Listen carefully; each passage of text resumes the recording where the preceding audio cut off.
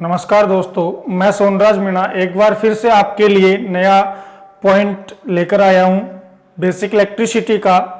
तो चलिए दोस्तों, पिछले लास्ट वीडियो में हमने विद्युत धारा, विद्युत विभव इन सभी के बारे में बात की और विभवांतर के बारे में बात की। तो दोस्तों अब हम इससे आगे चलते हैं। तो नेक्स्ट हमारा जो टॉपिक होगा दोस्तों वो ये है विद्युत धारा के प्रभाव। विद्युत धारा के प्रभाव।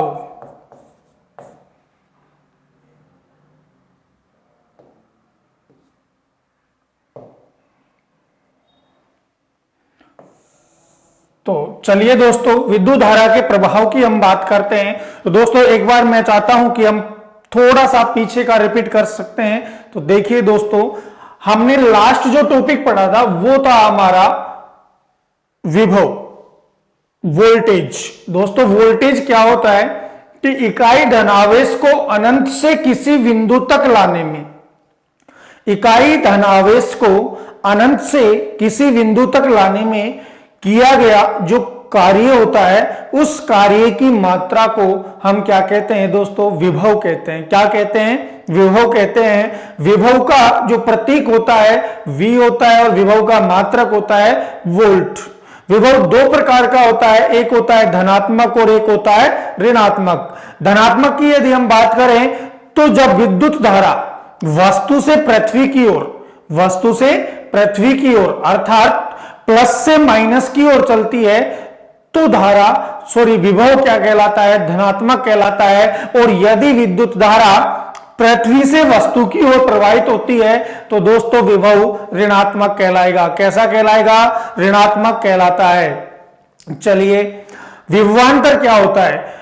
किसी भी चालक के सिरों के मध्य उत्पन्न कुल विभवों का जो अंतर होता है वो क्या कहलाता है? विभवांतर कहलाता है। अब हमारा नेक्स्ट जो टॉपिक है वो है विद्युत धारा के प्रभाव। तो विद्युत धारा के कौन कौन से प्रभाव होते हैं? विद्युत धारा का सबसे पहला प्रभाव होता है चुंबकीय प्रभाव। कौन सा प्रभाव? चुंबकीय प्रभाव। चुंबकीय प्रभाव। दूसरा प्रभाव होता है विद्युत धारा का ऊष्मीय प्रभाव। कौन सा प्रभाव? ऊष्मीय प्रभाव। ऊष्मीय प्रभाव। और तीसरा प्रभाव होता है विद्युत धारा का रासायनिक प्रभाव। कौन सा प्रभाव? रासायनिक प्रभाव।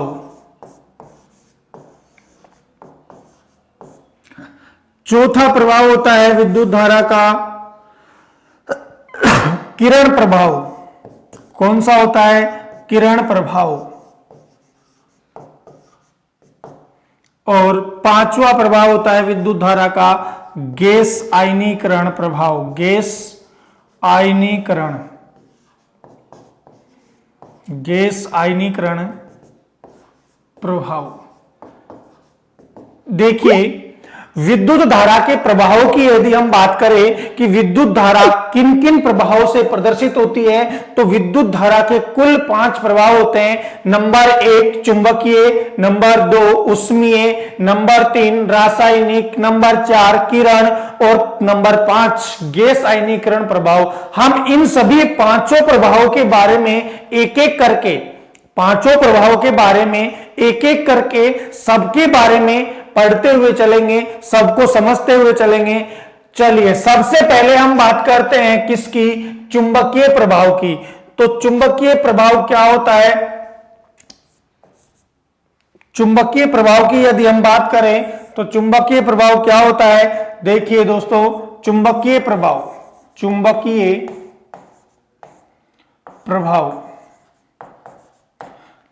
चलिए, चुंबकीय प्रभाव की यदि हम बात करते हैं तो हमारे पास मान लो कि कोई भी एक चालक है। क्या है दोस्तों? चालक। जब इस चालक को किसी सप्लाई स्रोत से जोड़ते हैं तो इस चालक के अंदर क्या प्रवाहित होती है? विद्युत धारा प्रवाहित होती है। और इस चालक का जो प्रतिरोध होता है वो कितना है? आर है। जब ये विद्युत धारा इस चालक में से गुजरेगी तो इस चालक का जो प्रतिरोध है वो इस धारा का क्या करेगा, विरोध करेगा, और इसी विरोध के कारण इसके चारों ओर एक चुंबकीय क्षेत्र उत्पन्न हो जाता है। क्या उत्पन्न हो जाता है? एक चुंबकीय क्षेत्र उत्पन्न हो जाता है। क्या उत्पन्न हो जाएगा? चुंबकीय क्षेत्र।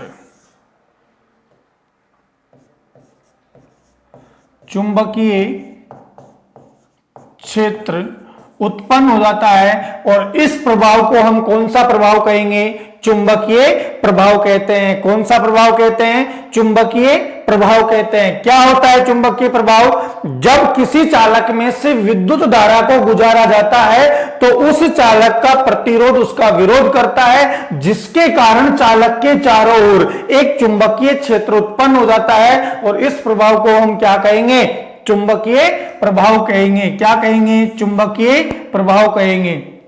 जब किसी चालक में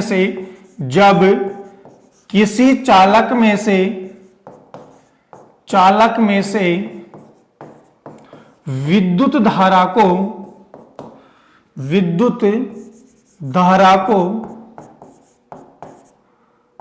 गुजारा जाता है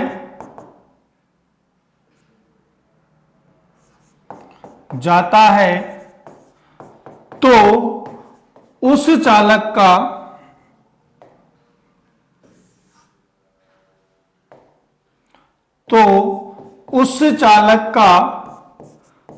चालक का प्रतिरोध धारा का विरोध करता है। धारा का विरोध करता है, जिसके कारण उसके चारों ओर एक चुंबकीय क्षेत्र उत्पन्न हो जाता है। इस प्रभाव को हम क्या कहेंगे? चुंबकीय प्रभाव कहते हैं। देखिए किस किस में होता है चुंबकीय प्रभाव?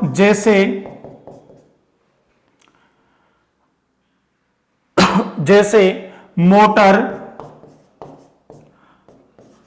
पंखा,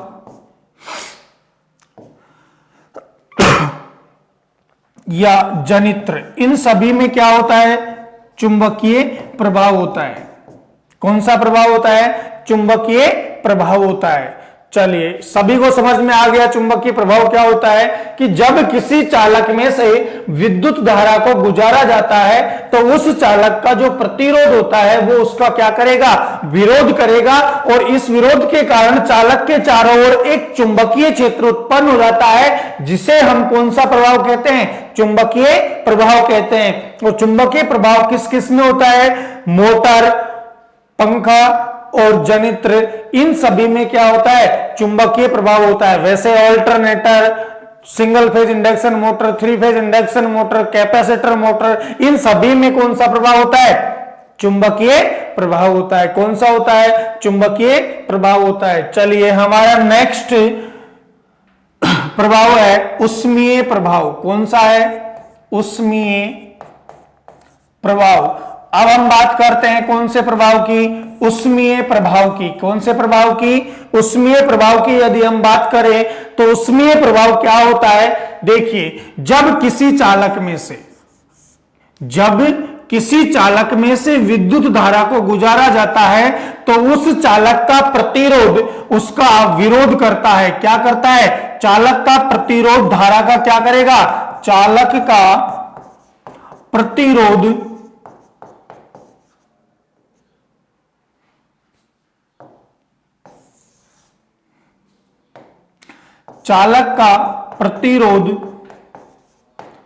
धारा का विरोध करता है। धारा का विरोध करता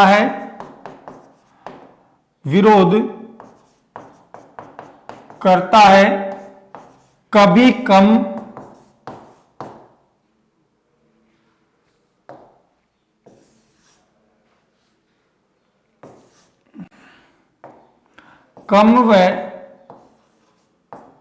व ज्यादा।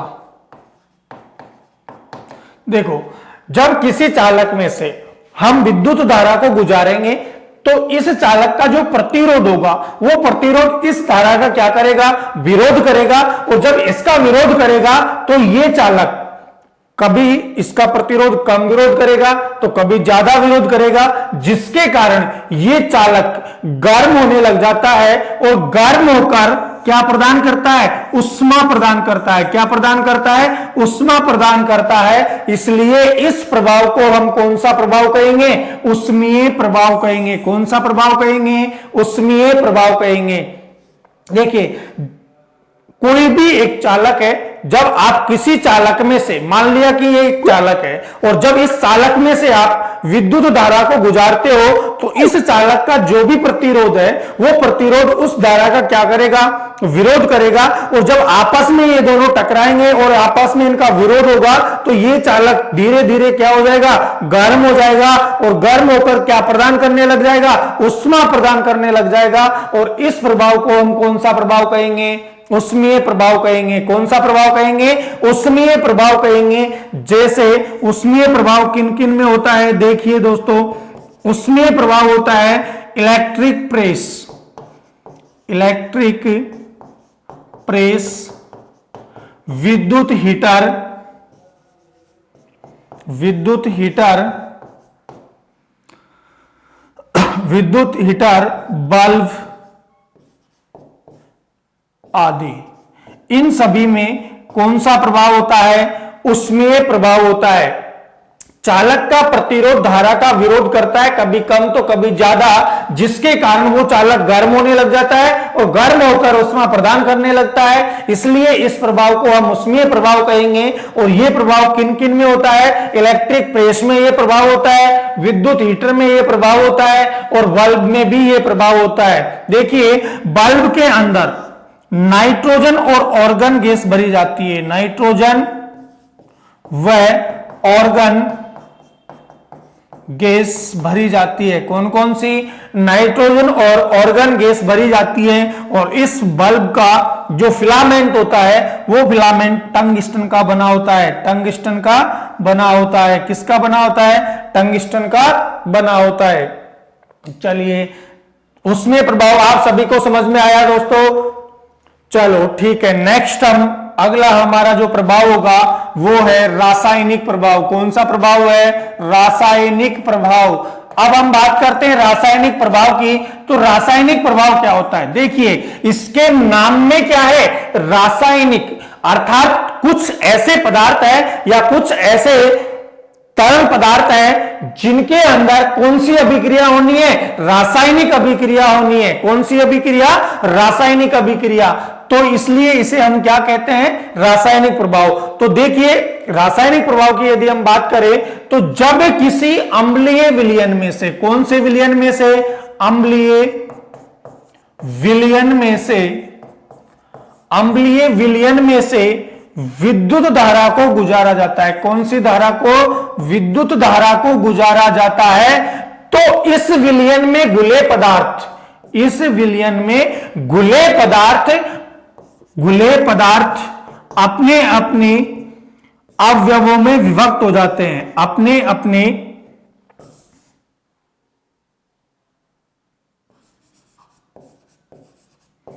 अपने अपने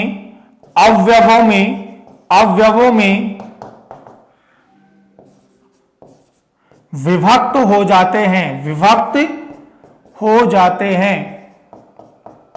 देखिए जब किसी अम्लीय विलयन में से, रासायनिक प्रभाव की यदि हम बात कर रहे हैं तो रासायनिक प्रभाव में क्या होता है, अम्लीय विलयन होता है। अम्लीय विलयन का मतलब आप समझते होंगे, बैटरियों में जो जल भरा जाता है, जो पानी बैटरियों में भरा जाता है, जैसे ट्रैक्टर की है, कार की है या मोटरसाइकिल की है या और किसी की भी आप बैटरी ले लो जिसमें जो पानी भरा जाता है, जब उस विलयन के अंदर हम किसको गुजारते हैं, विद्युत धारा को यदि हम गुजारेंगे तो उस विलयन में घुले जो भी पदार्थ होंगे वे सारे पदार्थ अपने अपने अवयवों में विभक्त हो जाते हैं। और इस प्रभाव को हम कौन सा प्रभाव कहेंगे, रासायनिक प्रभाव कहेंगे। कौन सा प्रभाव कहेंगे, रासायनिक प्रभाव कहते हैं। देखिए रासायनिक प्रभाव की परिभाषा अगर आप लिखना चाहते हो तो लिख सकते हो। रासायनिक प्रभाव क्या होता है, जब किसी अम्लीय विलयन में से, जब किसी अम्लीय विलयन में से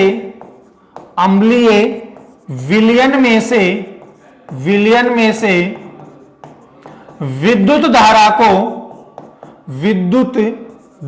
को गुजारा जाता है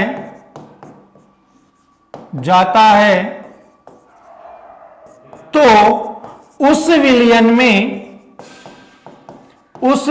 में घुले पदार्थ अपने अपने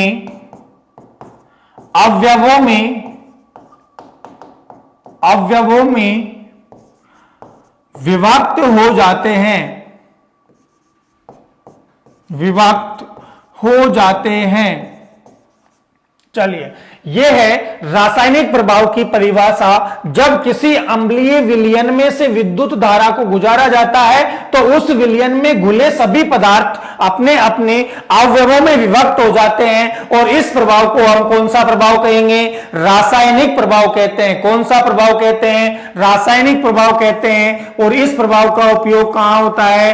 कहां पर होता है? विद्युत लेपन में। किसमें? विद्युत लेपन में व धातु शोधन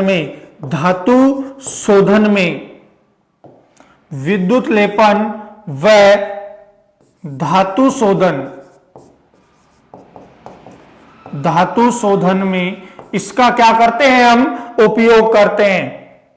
चलिए, रासायनिक प्रभाव आप सभी को समझ में आया दोस्तों? चलो ठीक है। नेक्स्ट हमारा जो है किरण प्रभाव। कौन सा प्रभाव है? अब किरण प्रभाव। देखिए, इस प्रभाव की यदि आप कई बार आप लोग देख भी चुके होंगे, हो सकता है कई बार आप लोगों ने करवाया भी होगा। चलिए, अभी हम बात करते हैं कौन से प्रभाव की? किरण प्रभाव की। किरण प्रभाव क्या होता है? जब किसी वायु शून्य नली में से, कौन सी नली में से? वायु शून्य नली में से। हमारे पास एक वायु शून्य नली है। कौन सी नली है? वायु शून्य नली है। और जब किसी वायु शून्य नली में से विद्युत धारा को या अधिक मान व उच्च फ्रीक्वेंसी की, देखो उच्च वोल्टता व उच्च आवृत्ति की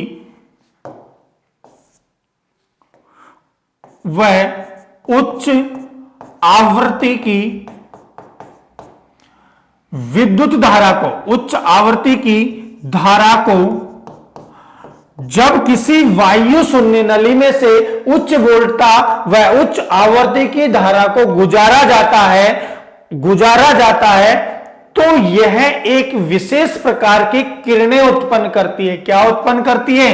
किरणें उत्पन्न करती है। क्या उत्पन्न करती है? किरणें उत्पन्न करती है। और इन किरणों को एक्सरे कहा जाता है। क्या कहा जाता है? एक्सरे कहा जाता है। इन किरणों को क्या कहते हैं? एक्सरे कहा जाता है। और इस प्रभाव को किरण प्रभाव कहेंगे। कौन सा प्रभाव कहेंगे? किरण प्रभाव कहेंगे। जब किसी वायु शून्य नली में से उच्च वोल्टता एवं उच्च आवृत्ति की विद्युत धारा को गुजारा जाता है तो यह एक विशेष प्रकार की किरण उत्पन्न करती है। उन किरणों को हम एक्सरे कहते हैं। और इस प्रभाव को हम कौन सा प्रभाव कहेंगे? किरण प्रभाव कहेंगे। और इस प्रभाव का उपयोग चिकित्सा क्षेत्रों में, कौन से क्षेत्रों में? चिकित्सा क्षेत्रों में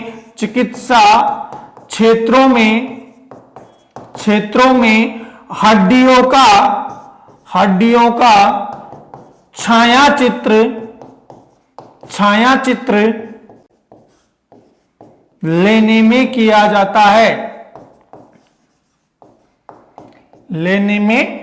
जाता है।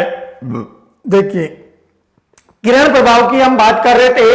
तो जब किसी वायु शून्य नली में से उच्च वोल्टता व उच्च आवृत्ति की धारा को गुजारा जाता है तो वो एक विशेष प्रकार की किरणें उत्पन्न करती है, जिन किरणों को हम एक्सरे कहते हैं। और इस प्रभाव को हम किरण प्रभाव कहेंगे।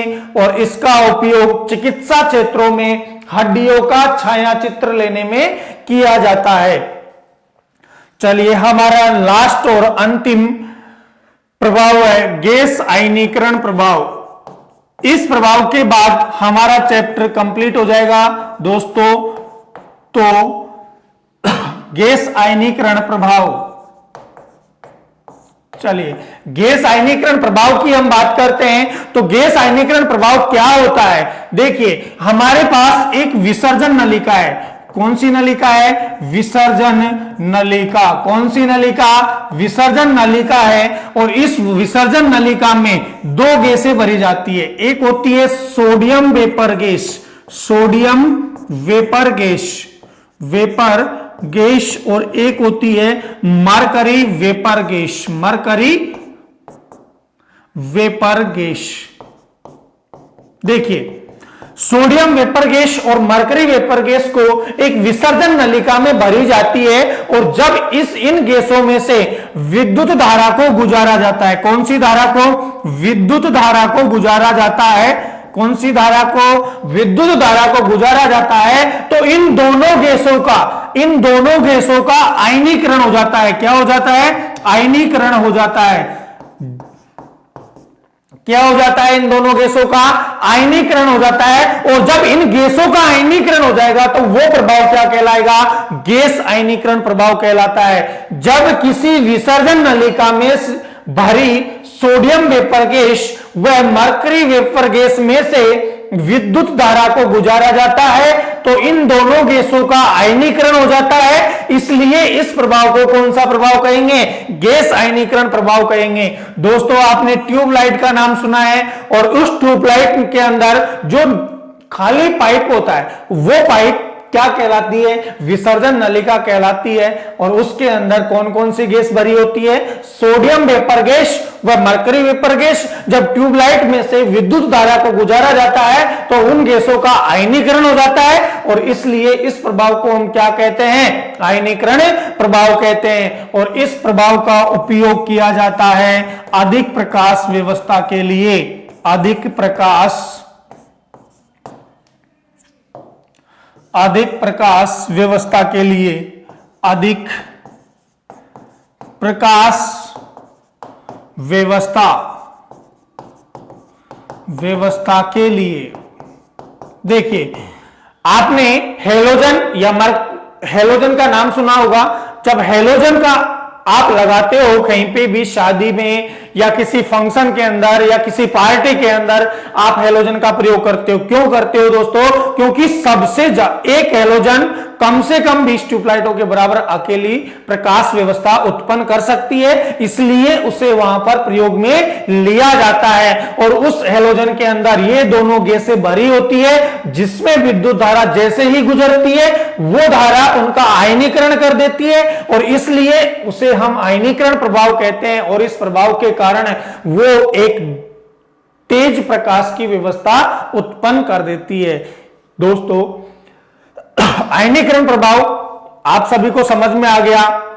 चलिए बेसिक इलेक्ट्रिसिटी का या बेसिक इलेक्ट्रिकल का फर्स्ट टॉपिक बेसिक इलेक्ट्रिसिटी है, जिसको हिंदी में कहते हैं प्रारंभिक विद्युत। और इस टॉपिक के अंदर हमने सबसे पहले अणु पढ़ा, परमाणु पढ़ा, विद्युत पढ़ी, उसके बाद में सारे टॉपिक्स हम धीरे धीरे पढ़ते आए। और आज हमारा ये टॉपिक अंतिम था, विद्युत धारा के प्रभाव। और विद्युत धारा के कौन कौन से प्रभाव होते हैं? कौन कौन से होते हैं? उष्मीय, चुंबकीय, रासायनिक, गैस आयनीकरण, किरण प्रभाव, ये सारे किसके प्रभाव होते हैं? विद्युत धारा के प्रभाव होते हैं। और इन सभी के बारे में हमने एक एक करके सारे पॉइंट्स पढ़ चुके हैं। दोस्तों हमारा ये चैप्टर यहां पर कंप्लीट होता है। यदि मेरा ये वीडियो आपको पसंद आता है, या इससे पहले जितने भी वीडियो मैंने आपको भेजे हैं वो सारे वीडियो यदि आपको पसंद आते हैं और आपको पढ़ने पर कुछ समझ में आता है 70%, 80%, तो दोस्तों लाइक, शेयर, कमेंट जरूर करें। और जितना हमारे चैनल को आप सब्सक्राइब करोगे दोस्तों, हम ज्यादा से ज्यादा आपको अच्छे से अच्छी नॉलेज देने की कोशिश करेंगे। जय हिंद, जय भारत, धन्यवाद।